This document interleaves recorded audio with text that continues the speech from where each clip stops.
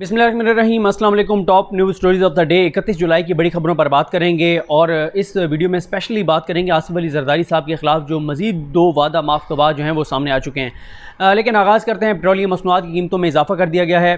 Petrol में भी तकरीबन 4 रुपये और डीज़ल में तकरीबन 5 रुपये जो है वो फ़ी लीटर इजाफ़ा किया गया है कीमतों में। और ज़ाहिर है अब तहरीक इंसाफ के जो लोग हैं, जो हुकूमती अहदेदार हैं, वो इसको डेफिनेटली जोड़ेंगे आलमी मंडी में तेल की कीमतों के साथ। जब कीमतें कम हुई तो क्रेडिट दिया गया कि जी ये प्राइम मिनिस्टर इमरान खान का क्रेडिट है, उनका एक बड़ा इकदाम है, उस वक्त क्रेडिट इमरान खान साहब को दिया गया। और अब जब कीमतों में इजाफ़ा हुआ है तो अब ये कहा जाएगा कि आलमी मंडी में कीमतों की वजह से हुआ है। लेकिन पहले भी ज़ाहिर है अब ये 3 रुपये 4 रुपये को बहुत बड़ा इजाफ़ा नहीं है, लेकिन आज भी जो सवाल बरकरार है वो उस 25 रुपये पे था जो पिछले माह जो है वो इजाफ़ा किया गया था। बहरहाल अगर आलमी मंडी की वजह से कीमतों में इजाफ़ा हुआ है तो डेफिनेटली उसको नहीं रोका जा सकता, वो हुकूमत की और मजबूरी है। लेकिन सबसे बड़ा जो मसला होता है आवाम के लिए वो यही होता है कि जैसे ही पेट्रोलियम मसनूआत कीमतों में इजाफ़ा होता है तो महंगाई जो है वो आसमान से बातें करने लग जाती है और करने लगती है, और कोई कंट्रोल जो है वो हुकूमत का और हुकूमती इदारों का नहीं होता, जो मसनूई तौर पर बहरान पैदा करके और जो महंगाई जो है वो की जाती है। दूसरा जो मामला है वो भी जो चीनी की कीमतों में इजाफ़ा हुआ। हुकूमत ने इतना बड़ा स्टेप लिया, इतनी बड़ी एक एक्सरसाइज हुई, उसके बाद अब इदारों को कहा गया है कि वो कार्रवाई करें ज़िम्मेदारान के ख़िलाफ़। 11 रुकनी कमेटी भी बनाई गई है, लेकिन चीनी की कीमतों में जो है वो इजाफ़ा होता चला जा रहा है। और अब यह है कि चीनी इंपोर्ट भी की जा रही है। जब वो इंपोर्ट हुई चीनी पहुँचेगी तो फिर ये कहा जा रहा है कि उसके बाद कीमतों में काफ़ी इस्तेहकाम आ जाएगा। बहरहाल वो जो एक कार्रवाई अभी होनी है वो अभी बाकी है कि किस किस शुगर मिल के ख़िलाफ़ क्या कार्रवाई होती है।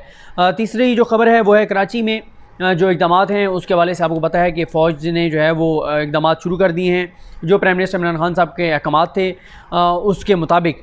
और अली ज़ैदी साहब जो हैं वो बहुत एक्टिव हैं, कल भी उन्होंने प्रेस कॉन्फ्रेंस की, आज भी की। लेकिन मैं यही कहूँगा कि अली ज़ैदी साहब जितनी बातें कर रहे हैं वो अब लोगों को ज़बानी याद हो चुकी हैं, यानी पीपल्स पार्टी की करप्शन, लूट मार, अवाम दुश्मनी, कराची के साथ दुश्मनी, कराची के साथ जुल्म ज़्यादती, कराची को जो नज़रअंदाज किया गया, जो बल्दियाती इदारों को ना फ़ंड्स दिए जाते हैं ना इख्तियारात दिए जाते हैं, ये तमाम बातें अपनी जगह पे बजा हैं, ये लोगों को अब ज़बानी याद हो चुकी हैं। लेकिन मसला यह है कि कराची के रहने वाले, कराची के लोग सवाल करते हैं कि हमें रिलीफ कब मिलना शुरू होगा। हुकूमत को अमली इक़दाम करने होंगे, वफाकी हुकूमत को, सिंध हुकूमत की तो सूरत हाल आपके सामने, इक़दामात उनको यही करने होंगे। एक तो जैसे कहा अली ज़ैदी साहब ने कि अली ज़ैदी साहब, फैसल वाडा साहब और तीसरे भी उन्होंने कोई रुकन बताए हैं कराची से अपने, शायद असद उमर साहब हैं, कि ये तीनों सुप्रीम कोर्ट में जाएंगे कि बल्दियाती इदारों को इख्तियारात देने के हवाले से। लेकिन वहाँ पे ये भी बात होगी कि पंजाब में KPK में यहाँ पे बल्दियाती इदारों को कब फ़ाल किया जा रहा है, ज़ाहिर ये भी सवाल होगा। बल्दियाती इदारे KPK में हों, पंजाब में हों, बलूचिस्तान में हों, सिंध में हों, हर सूबे में बल्दियाती इदारों को जो है वो इख्तियारात देने चाहिए। नीचे यूनियन कौंसल लेवल तक इख्तियारात देने चाहिए, बल्कि KPK में जो ये विलेज कौंसल तक इख्तियारात PTI की हुकूमत लेकर गई थी, विलेज लेवल तक इख्तियारात की तकसीम होनी चाहिए। 18वीं तरमीम के बाद सबसे बड़ा जुल्म और ज़्यादती यही हुई थी कि वफाक से सूबों को तो इख्तियारात चले गए, लेकिन सूबों से नीचे यूनियन कौंसल्स को, सूबों से नीचे डिस्ट्रिक्ट्स को जो है वो फिर, और नीचे यूनियन काउंसिल लेवल तक जो है वो इख्तियारात की तकसीम नहीं हुई, बल्दियाती इदारों को फॉल नहीं किया गया, फ़ंड्स नीचे तक नहीं दिए गए, जिसकी वजह से बहुत ज़्यादा लोग जो हैं वो सफ़र कर रहे हैं। और कराची सबसे ज़्यादा जो है वो इस वक्त भुगत रहा है। जो सिंध हुकूमत की नाअहली है, करप्शन है, लूट मार है उसको, कि वो आप देख लें जो वहाँ की तस्वीर आई, जिस तरह से पानी इकट्ठा हो गया। लेकिन सबसे ज़्यादा दुख होता है जब ये ख़बरें आती हैं कि वहाँ पर करंट लगने से बारिश के बाद जो है वो लोगों की जान चली गई। और आज भी वो तस्वीर नहीं भूलती जो 2 या 3 दोस्त जो एक ही मोटरसाइकिल पर थे और उनको करंट लगा था कुछ अर्सा पहले। और फिर वहाँ पे कराची, पाकिस्तान का कोई मसला आप देख लें, वो पाकिस्तान के किसी भी और शहर का, वो तमाम मसाइल आप इकट्ठे कर लें तो वो सारे आपको कराची में नज़र आते हैं। यानी गैर कानूनी तामीरात हों, कब्ज़े हों, चाइना कटिंग हो, और ये जो है आप ये कहें कि कचरा हो, माहौलियाती आलूदगी हो, और ट्रांसपोर्ट की बेहतर सहूलियात ना हो, साफ़ पानी का मुयसर ना होना हो। मैंने आपको कहा कि कराची वो शहर जो इतना रेवेन्यू जनरेट करता है पाकिस्तान के लिए, सिंध के लिए, जो कराची का जनरेट किया हुआ रेवेन्यू जो है वो पूरे पाकिस्तान में इस्तेमाल होता है, लेकिन उस कराची के लोगों के साथ जो हशर नशर हो रहा है वो कराची वाले बेहतर बता सकते हैं। ज़ाहिर है जिनके ऊपर गुजर रही होती है वो उसको बेहतर तौर पर उसका इदराक और एहसास कर सकते हैं। बाकी लोग ज़बानी कलामी बात कर सकते हैं, लेकिन जो वहाँ पर मौजूद हैं उनको पता है कि वहाँ पर किस तरह की सूरत हाल है। तो इसलिए अब वफाकी हुकूमत को अमली इक़दाम करने होंगे, जो मर्ज़ी करें। लोग ये नहीं देखते कि आपकी ये कानूनी मजबूरी है, आपकी ये कानूनी मजबूरी है, वो कह रहे हैं हमें क्या रिलीफ मिल रहा है, हमारे लिए आप क्या करें। कोई अच्छे मंसूबे वफाक को शुरू करने चाहिए, वहाँ पे कोई अच्छे मंसूबे ना से शुरू करने चाहिए, बल्कि जैसे बलदियाती इदारे हैं उनको फॉल करने के हवाले से अपना किरदार अदा करना चाहिए। और अगर सिंध हुकूमत कराची को नज़रअंदाज कर रही है तो वफाक नज़रअंदाज नहीं कर सकता, क्योंकि तहरीक इंसाफ को 14 MNAs और 21 MPs जो हैं वो कराची ने दिए हैं। और उनकी जो दूसरी जमात है उनकी इत्तेहादी MQM, उनके पास भी अच्छी खासी सीटें हैं MPs और MNAs की वहाँ पे कराची के अंदर। इसके बाद एक और इम्पॉर्टेंट मामला, वो खुशाइंद बात है पाकिस्तान के लिए। जैसे मैंने आपको कई वीडियोज़ में मुसलसल बता रहा हूँ कि आजकल प्राइम मिनिस्टर इमरान खान साहब का सबसे ज़्यादा जो फोकस है वो है कंस्ट्रक्शन सेक्टर के ऊपर।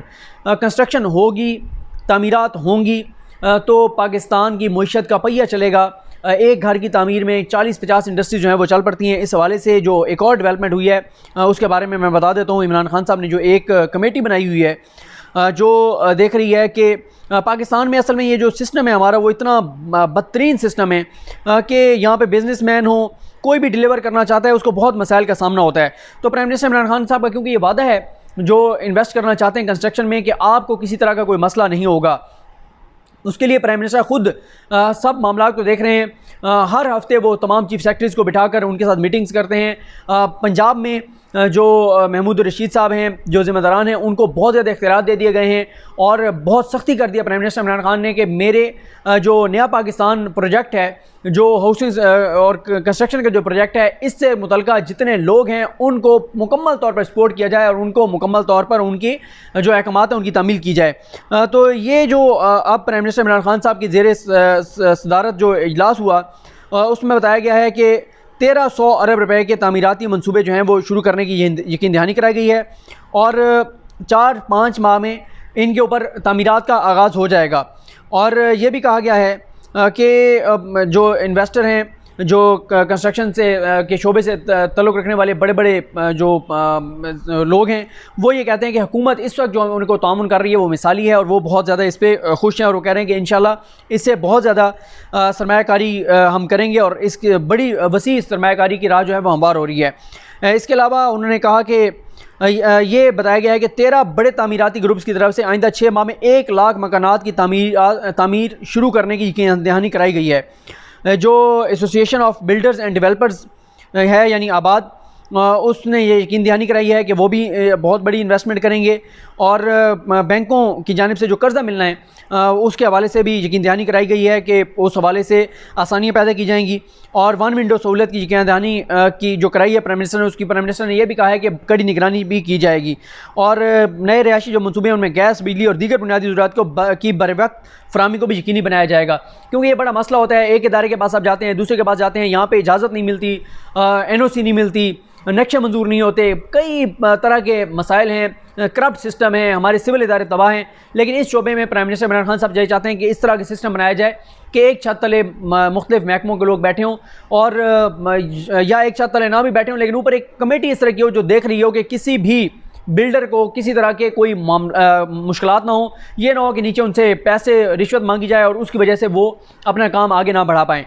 इसके बाद आते हैं जरदारी साहब के केस से पहले, ये भी जरदारी साहब की मेहरबानी है उनकी सिंध हुकूमत की और सिंध हुकूमत में बैठे हुए कुछ लोगों की छतर छाया में, उनकी सरबराही में, उनके आशीर्वाद से, उनके फ्रंट मैंस की वजह से कराची की, वैसे तो पूरे पाकिस्तान में हाउसिंग सोसाइटीज़ के बहुत मसाइल हैं, लेकिन कराची की तो आप बैरियर टाउन से लेके छोटी से छोटी हाउसिंग सोसाइटी तक चले जाएं, जो लूट मार है, जो जलालत है, जो ख्वारी है, जो लोगों के साथ जुल्म किया जाता है, और आप हर हाउसिंग सोसाइटी की दास्तान सुने तो दिल जो है वो इंतहाई दुखी होता है।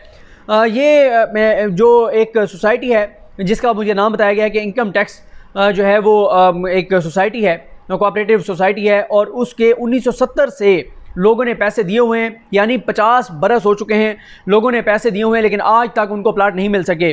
500 से ज़्यादा लोग जो हैं वो मुतासरीन हैं। जो इस वक्त बताया गया है कि जो वहाँ पे एडमिनिस्ट्रेटर है वो वहाँ पे बहुत ज़्यादा थ्रेट भी कर रहा है, 2 नंबरी भी कर रहा है, प्लाट बेचने के हवाले से भी शिकायत आ रही हैं, बहुत सारी चीज़ें उन्होंने मुझे बताई हैं। मैंने उनको यही दरख्वास्त किया है कि आप मुझे जो आपकी सिंध हाई कोर्ट में जो पिटीशन है वो उसकी मुझे कॉपी भेजें। और उन्होंने ये भी बताया कि 2011 से सिंध हाई कोर्ट में जो है वो 2011 से केसेस जो है वो केस उनका चल रहा है 2011 से, लेकिन आज तक जो है वो उस पर वो केस आगे नहीं बढ़ पाया। समाअत होती है तारीख पे तारीख। मैंने उनको ये भी कहा है कि आप अहमद अली शेख साहब जो कि चीफ जस्टिस हैं सिंध हाई कोर्ट के, उनको भी आप एक लेटर लिखें। आप chief justice Pakistan justice Gulzar Ahmed साहब को एक लेटर लिखें और वो लेटर हमें भी भेजें, हम भी उनको हाईलाइट करेंगे। हम भी दरख्वास्त करेंगे chief justice Pakistan justice Gulzar Ahmed साहब को और chief justice Sindh high court खास तौर पे, क्योंकि उनकी ज़्यादा जिम्मेदारी है, अहमद अली शेख साहब को, कि वो इस मामले को देखें।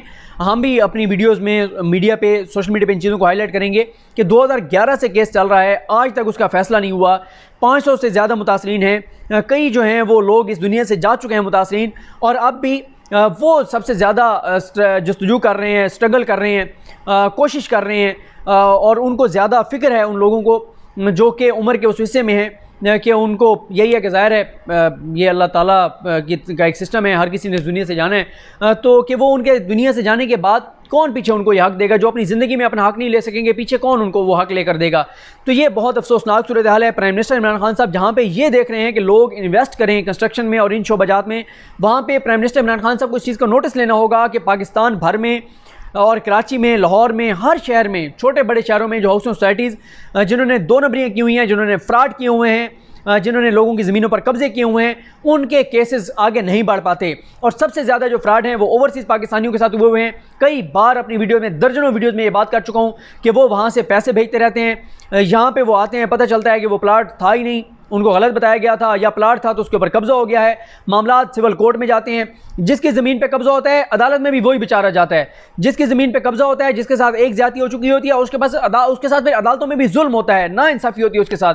वो चक्कर लगा के आखिर में वो हाथ खड़े कर देता है। वो कहता है जी मेरी बात है और मेरी तौबा है कि मैं या मेरी आने वाली नस्लें भी पाकिस्तान के अंदर इन्वेस्ट करें, हम किसी और मुल्क में इन्वेस्ट कर लेंगे, हम पाकिस्तान में इन्वेस्ट नहीं करेंगे, जब उनको जलील और ख्वार किया जाता है।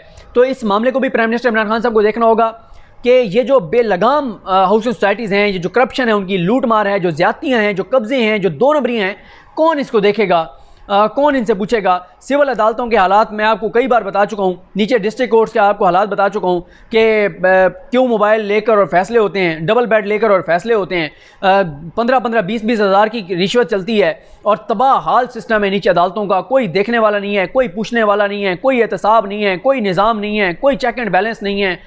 पता नहीं क्या ये हम किस तरफ जा रहे हैं हमारा मुल्क। तो ये जो income tax cooperative housing society है, ख़ास तौर पे इसका जो मामला है, इसको हम इंशाल्लाह इसको भी फॉलो करेंगे। कुछ और भी लोगों ने मुझे इतनी चीज़ें भेजी हुई हैं हाउसिंग सोसाइटीज़ की, उनको हाईलाइट करेंगे। लेकिन मैंने जैसे कहा उनको कि जिसका भी इस तरह का मसला हो, तो जो अदालतों में केस चल रहा हो, जो पिटिशन हो वो ज़रा भेज दिया करें, तो फिर आसानी होती है वहाँ से फैक्ट्स देखने में, समझने में, पढ़ने में और आगे बयान करने में आसानी होती है। जरदारी साहब वाला मामला जो है वो रह गया है, वो इंशाल्लाह नेक्स्ट वीडियो में उस पर बात करते हैं। मुझे अपनी दुआ में याद रखिए। अल्लाह कीम हम सब का हामी नासरो। अल्लाह हाफ़िज़।